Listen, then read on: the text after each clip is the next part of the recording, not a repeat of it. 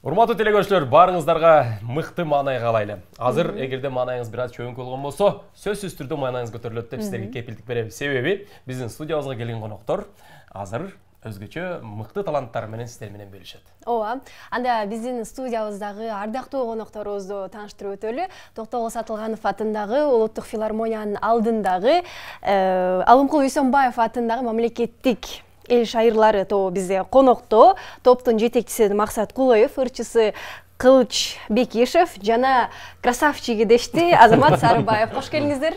Рахмат. Рахмат. Бирге болсун. Көрүп атканыңызга аябай кубанычтабыз. Сиздерди дагы мындан алгачкы эле суроону берип алалы. Темабызга байланыштуу. Сиздер деле айылды тандайт белеңиздер же шаардыбы? Жашаш үчүнбү? Жашаш үчүн эми баарыбыз айылда жашап, жаштык балалык күндөрүн баары айылда өттү да. Анан жашоо турмушка байланыштуу шаарда жашап атабыз. Бирок айылды аябай сагынып кетким келет, негедир кээ бир учурларда. Анан эми менимче балалык айылда өтүп, орто муун эл үчүн кандай жерде өтпөсүн иштеш керек. Анан улгайган учуруң бир айылда өткөн оңду дейм да.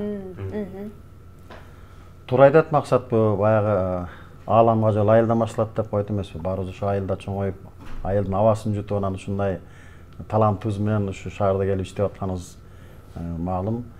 Эми баягы айылдын өзүнчө шарты, шаарда өзүнчө шарты дегендей. Кайерде жүрсөң ошо жер жакшы болуш керек. Азал мырза. Экөөнүн тең керемет жактары бар. Албетте туулуп өскөн айылың эч качан эсиңен кетпейт. Өзгөчө ушу алыс жакка барганда именно ушу айылыңды сагынасың да. Эми баарыбыз ошол айылдан шаарга келдик. Шаарда бардык өзүнүн чыгармачылык боюнча ар кимдин өзүнүн жумушу боюнча иштегенге мүмкүнчүлүк менен ыңгайлуу болот. Азыр сиздерди жети дубандан биздин жалпы кыргызстандыктар көрүп турат. Учурдан пайдаланып кыска айылыңыздарга бир салам жолдобойсуздарбы? Мен бул айылдан болом, салам деп ушинтип койсоңуздар, балким айылдаштар да кубанып, өзгөчө толкунданышып калышсын. Эми баягы ар кимдин баягы кичим экени чынында ыйык көрүнөт. Мен Сыккөл областына караштуу Жети Өгүз районунун Бозбешик деген айылына ысык салам айтам. Мен Тогуз-Тороо районунун алыскы Казарман айылынан болом. Ошол жерде туулуп өсүп, бала чагым бар өтүсөм болот. Бардык мен Тогуз-Тороолук туугандарыма салам айтам. Бул кишилер айыл, мен өзүм шаарда айылдар жүргөндө эсептейм, анткени шаарда экинчи радамда төрөлгөм да. Ошондо Бишкекке салам мен. Салам деген. Мен шаардыкмын да негизи. Мороженое жеп эме кофе ичип койгон болот. Жок эметеги кийип алган. Талас областына караштуу Бакай Ата районуна Кыргызстан Май деген айылдар бар. Ошо Майдын түбүндө Кара Суу деген айылда ага туугандарга салам. Ошо Баракет. Жакшы, эл шайырлары тобу былтыркы жылы 25 жылдыгыңыздарды өткөрдүңүздөр, Анан дагы кандай жаңылыктарыңыздар болуп атат? Быйылкы жылдын эсебинен кандай иш-чаралар болот, концерттер болот, ушулар туурасында кыскача бөлүшүп өтүңүздөр, аны ырдайлы. Былтыр 25 жылдыгыбызды жогорку деңгээлде бердик жалпы. Биздин курамыбызда өзүңүздөр кандай билгендей жоготуулар болду. Ошо топтун жетекчиси ошо 25 жылыбызды бергенден кийин эле декабрь айында Мурадил Сагыналиевден агабыз өтүп кетти. Анан эми баягы иш токтобош керек. Ошол агабыздын өрнөктүү өнөрүн ары уланта турган жаштар дагы келиш керек деп жаштар менен толукталды. Анан жакында эле биздин эң аксакалыбыз, эмгек сирген артисти, белгилүү обончу, кадимки улуттук салттуу музыкада Ополтодо эмгеги бар Дүйшөнбө Үгүп деген агайыбыз да өтүп кетти, 70 жаш курагында. Ал кишинин да ордун жоготпой эми өнөр уланта турган жаштардан алалы деп дагы жаш балдар, кыздардан алдык. Кыскасы азыр биздин курамыбыз 11 кишиден болду. 2 жаш ырчы кызды тандадык, кастинг өткөрүп, бирөө 4-курста окуйт искусство университетинде, бирөө болсо 1-2 жыл мурун бүтүп, ошо окуу жайда мугалим экен. Ошентип жаш кыздары келди. Анан калгандарыбыз ошо Азамат Сарыбаев красавчигибиз бар. Эң бою узун Улукбек Токтолут деген бар, бою 2 метр 1 сантиметр. Анан 3 теректин 3 кызы эжекелебиз бар. Бүттү ушундай. Эң сонун. Демек, эл шайырлары тобуна жаш студент кыздар деле алса болот турбайбы? Демек, баягы эш айырлары тобу дегенде, аларга барып ырдоо өзүнчө бир кыйын деген бир ой келет да. Бизде бир мындай эме болду да. Бизде бүт муундан бар экен да. Анан ушул сиздерде болгон жаш муундарга дагы биздин топтун аты кеңири жетсин деген максатта жаш адамдар, жаш инсандар иштегенге шарт түзөлү дедик. Анткени алар бир жылдан кийин жогорку окуу жайды бүтүп атат. Азырттан алар баягы практика болсун деп анан жарым ставкадан алдык да. Ошо бир орунга 2 кыз алдыганга туура келди. Акырынтан көнүгүп өзүбүзгө ылайыктуу кадр тарбиялап алалы депчи. Жаңысы. Анан эл шаялар десе эле баягы улуу муундар угат экен дебей, жаш муундар дагы уксун деп. Жакшы болуптур. Тандоо канча турдан өттү? 2 жолу болду. Бир жолу мына жабык болду, анан кой ачык эле кылдалы, жалпы журтчулуктан да мыктылар келет болчу деп. Анан ал жерге бир 10 кыз келди. Эл тааныгандары 8-өө, калганы эл тааныбагандан 2-өө келди да. Анан биз ушул жаңы жүз, жаңы өң, анан ушу эң жаштарынан чыгаралы. Бизге атактууну алып алсак, биз тарбиялап чыккандай болбой калат. Баары бир ал даяр кадр болуп калат. Андан көрө биз жаш, окуу, билимди жаңы эле сугарылып бүтүп, анан мынакей деп чыгып аткан жаштарга орун берели деген максатта алдык да. Жакшы. Телекөрүүчүлөрүбүз күтүп калгандыр. Азыр колуңуздарга кыргыздын улуттук аспабын комузду кармап, өзүңүздөрдүн бир талантыңыздардан чачыратыңыздар эми. Аксакалыбыз аталы.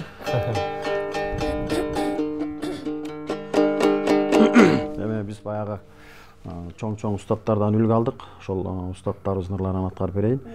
Элибизге кеңири белгилүү, керек болсо дүйнөлүк ырчы десек болот, ушу Асек Жумабаевдин Алмага деген жакшынакай чыгармасы бар, ошону сиздер үчүн.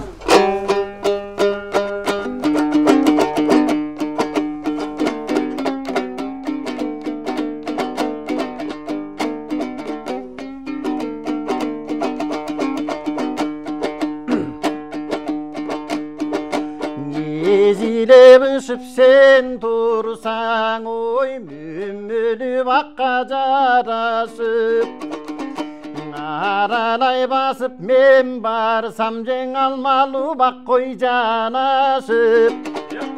Үзілер бенен қолыма, о жаным басқаға барбай адасып. Атырдай жытың көлпүгү бо, айланаң толгон гүл жайнап. Арадам колун сунбайбы, жеңа калмеле турсаң бүрүп айдап. Илсе шагың мен үчүн, о жаным алармын колгонуң кайдап.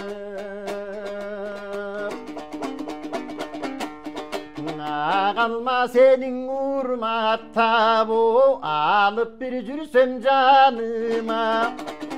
Чаласы болсо боёсом дем жүрөктүн кызыл канына. Жетер элим тилеге, анан келгендең ой менин багыма. Бара келди. Алмаға жазған ырындың, о ардактуу селки билеби. Алмаған атын теңеген же баланың эстей жүрөбү. Уша бере алмадым, уша бере анан орундайт жаштын тилеги. Ай бали, бара келди. Сиз ырдап жатсаңыз баягы көзүмдү жумсам эле жанагы боз үйдүн ичинде отурган элестеп кеттим өзүмдү. Деги эле баягы талант бир башкача сонун сезимдерди алып келет, Ооба. Азыр дароо эле сиздерди ырдаталы. Азамат байке, келиңиз эми. Красавчик деген атыңыз бар экен, жакшы ырдап аткарып бересиз деген ойдобуз. Байкеники, чын эле мен жаңы окууга келгенде ушу Кылыч байке курактуу байкелер ырдап атышыптыр да. Анан ырдаганда кулактарым кантип чың деп кеткен да. Ошол нерседи азыр кайталап азыр да ошондой болду, таң калып калганда ушундай да ырдагандар болот экен депчи. Айрыкча үн, үн. Ооба, үндүн эмес, мындай звонкий үндөрчү.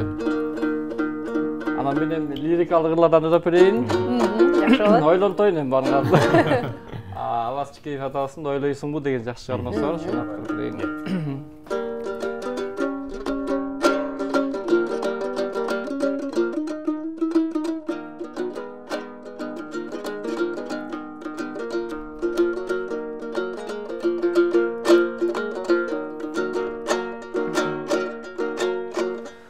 Алсырап жаным кейіп тұрған кезден ополто жөлөк болып койбойсуңбу билбедим же байкабай жүрөсүңбү же мени оорубайт деп ойлойсуңбу билбедим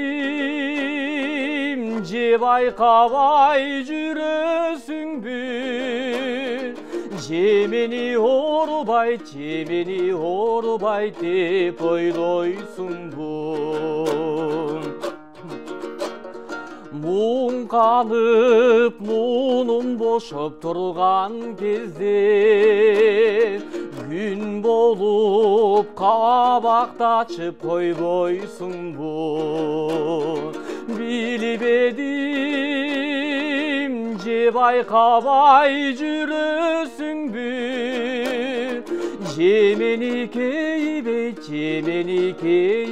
деп ойлойсуңбу билбедим же байкабай жүрөсүңбү же мени кейбейт деп ойлойсуңбу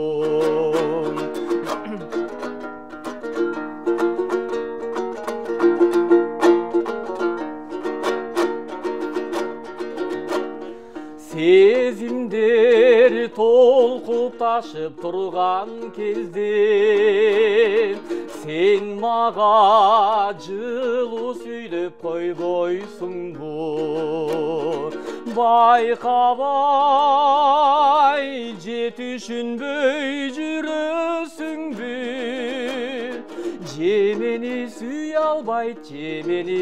албайт деп ойлойсуңбу байкабай же түшүнбөй жүрөсүңбү же мени сүйө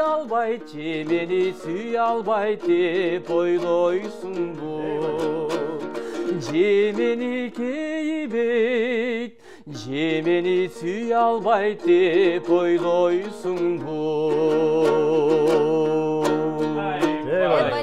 сонун аткаруу болду.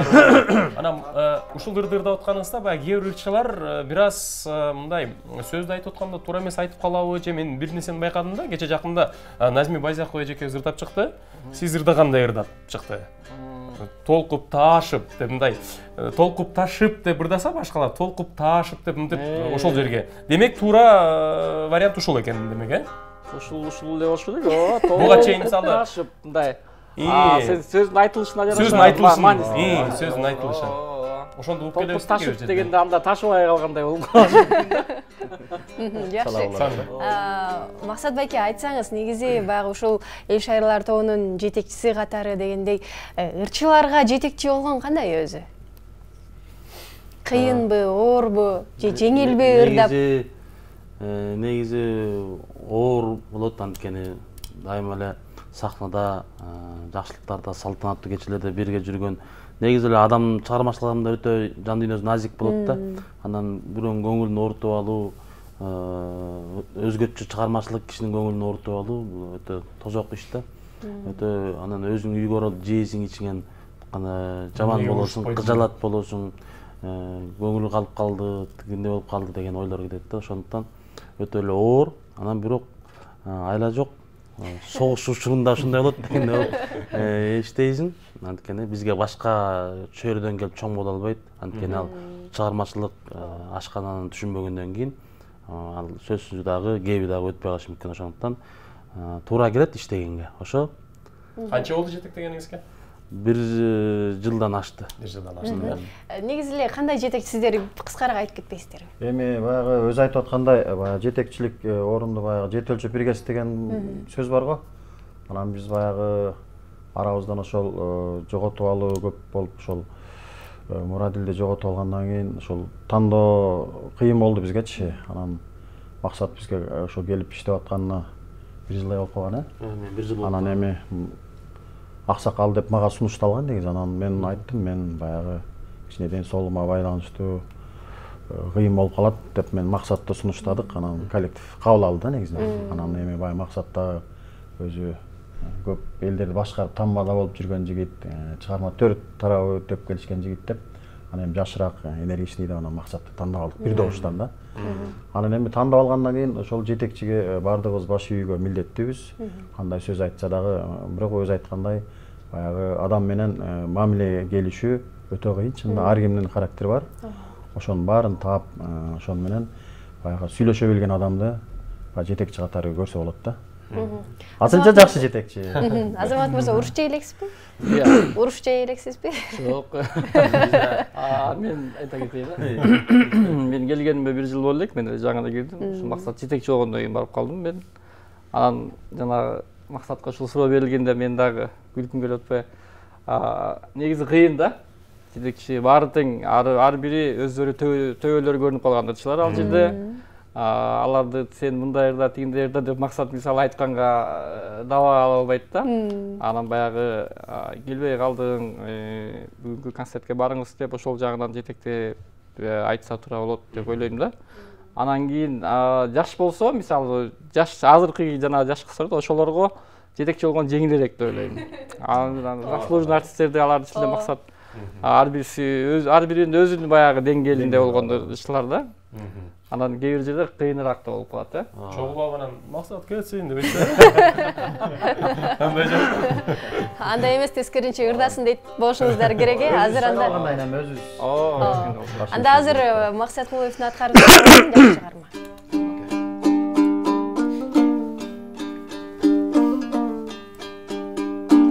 Анда кийинки ырдала турган чыгармам ушул жаңы ырдын бет ачары болсун. Сөз обон жаңы жаздым беле. Ушул айыл жөнүндө сөз болуп калды, шаар айыл жөнүндө. Өзүмдүн классташтарыма, арнайын классташтарыма арнап аткарып бергим келип турат. Анткени дайыма классташтарыма ыр арнап ырдап алып турмун. Ушу жаңы ырымды ошолорго, жигиттерге арнайм. Чайык кыштагындагы Медин Албаев мектебинин жалпы классташтарга салам айтып туруп, шуну тартылып берейин. Жумгалдагы жигиттер келеби, кыздарга дагы? Кыздарга деле го дейт. 21 эркек бүткөн, 9 эле кыз бүткөн да. Кыздар келебет. Жалпы Чайыктеги 83-жылкы жигиттерге, кыздарга салам айтып. Кыргыздын тарыхын камтып жаздым беле, Санжыра деген ырым кабыл алган.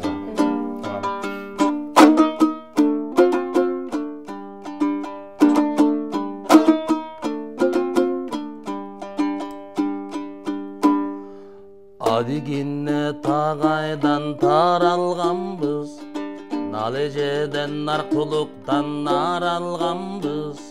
Чатак салса душмандар чар тараптан, чап түшкөн так төбөдөн чагылганбыз. Билгенге айкөл элбиз колтук ачкан, билбеске жанар тоодой жарылганбыз. Кыркуруң үч тайпага караганбыз, арстанбыз, жолборуспуз, кабыламбыз. Оң канат, сол канат, ичкиликтеп, үч кулактың ак комуздай чабылганбыз. Ичибизден алабыз болбосун деп, ичегидей комузга тагылганбыз. Оң канат, сол канат, ичкиликтеп, үч кулактың ак комуздай чабылганбыз. Ичибизден алабыз болбосун деп, ичегидей бир комузга тагылганбыз.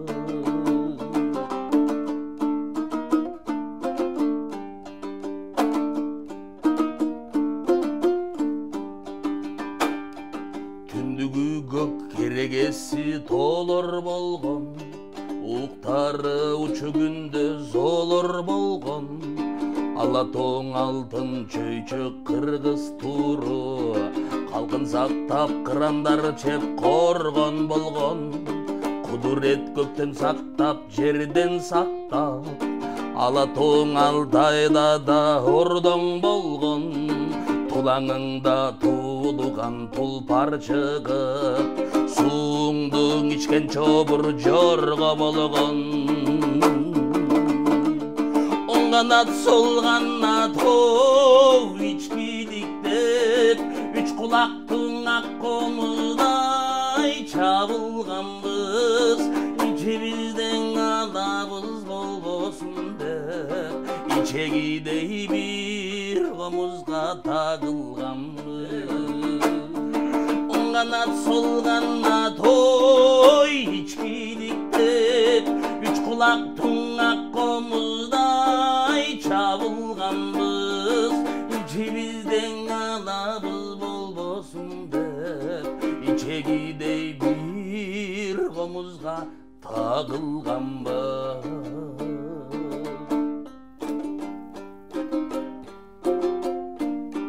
Ай, баракелде. Ичегидей бир комузга тагылалы, жалпы кыргыз эли ынтымакта бололу деген сонун сөздөр бар экен арасында. Өзүңүз жазсыз беле? Сөз болгон, Мыкты. Эң сонун сиздерге ыраазычылык билдиребиз. Келип бергендигиңиздер үчүн, таң атпай убактыңыздарды бөлүп келип, анан жөн эле отуруп кетпестен ырдап, баарыбыздын маанайыбызды ачып бердиңиздер. Ыраазычылык билдирели. Рахмат сизге, баарыңыздарга. Чоң ийгилик каалайбыз жамаатыңыздарга. Бүгүн бизде конокто Токтогул Сатылганов атындагы Улуттук филармониянын алдындагы Алымкул Үйсөнбаев атындагы мамлекеттик эл шайырлары тобу болду. Топтун жетекчиси Максат Кулуев, ырчылар Кылыч Бекишев жана Азамат Сарыбаев болду. Сиздерге ыраазычылык билдиребиз. Биз болсо Таң маанай программасын улантабыз. Айыл же шаар деген темада сүйлөшүп атабыз. Кеттик анда.